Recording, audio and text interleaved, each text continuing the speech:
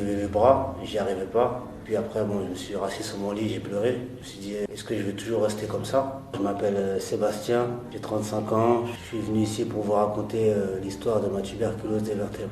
En quelques mots, c'est une bactérie qui commence dans le haut des vertèbres et qui peut descendre jusqu'à la moelle épinière. Je connaissais la tuberculose, mais moi ce que j'ai eu exactement, c'est la tuberculose osseuse. La tuberculose, c'est plus au niveau pulmonaire. La tuberculose des vertèbres, c'est plus au niveau osseux. Les symptômes, j'avais de très douloureuses douleurs au niveau du bas du dos, parfois des vertèbres et une perte de poids aussi.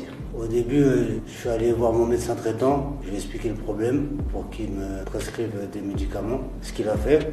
Mais c'était comme si ça soulageait, mais ça guérissait pas. On m'a envoyé faire des radios et puis après, je suis allé faire une IRM, 3 semaines d'hospitalisation, plusieurs tests. J'avais perdu à peu près 20 kilos. Donc c'est après tout ça que j'ai su que j'avais la tuberculose des vertèbres. Donc ça a été très difficile de l'apprendre.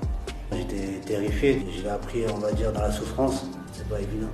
Je me demandais pourquoi moi, je suis quelqu'un de bien, qui fait pas de mal aux gens, j'étais déboussolé. J'ai été opéré 2 fois. Une première fois, ils m'ont mis 12 clous dans le corps. Ils ont attaché mes vertèbres détruites avec mes os et ils ont relié le tout avec une broche. Ensuite, moi, je pensais que je garderais ça toute ma vie, mais finalement, 6 mois après, j'ai revu le chirurgien qui m'a opéré.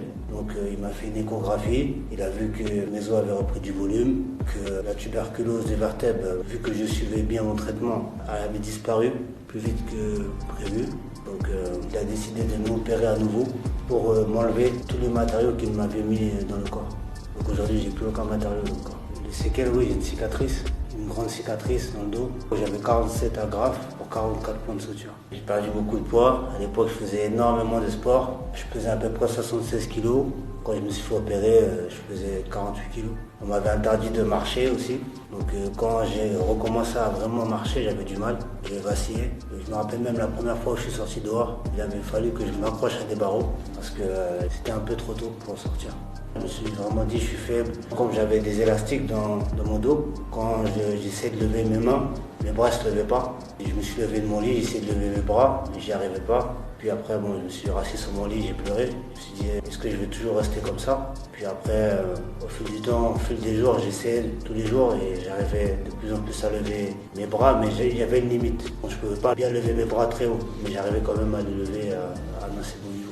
À cette période d'hospitalisation, j'ai eu le soutien de mes amis, de ma famille, parce que dans ces moments-là, on a toujours besoin d'être rassuré, besoin d'amour.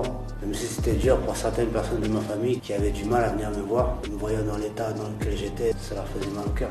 Ce que je peux conseiller aux gens qui ont eu cette maladie, premièrement de rester patient et deuxièmement d'être extrêmement courageux et ensuite de croire en l'évolution de sa vie parce que moi je ne savais pas très bien ce que serait ma vie mais finalement tout s'est bien passé. Aujourd'hui tout va bien, le chirurgien m'a carrément dit que je pouvais par exemple faire un sport collectif ou même un sport de combat, il n'y avait pas de souci. Grâce à cette maladie, je suis devenu quelqu'un de plus fort. Ça m'a énormément fait mûrir. J'ai beaucoup appris de la vie aussi, sur moi aussi. Ça a été un mal pour un bien. J'ai l'impression d'être un homme meilleur.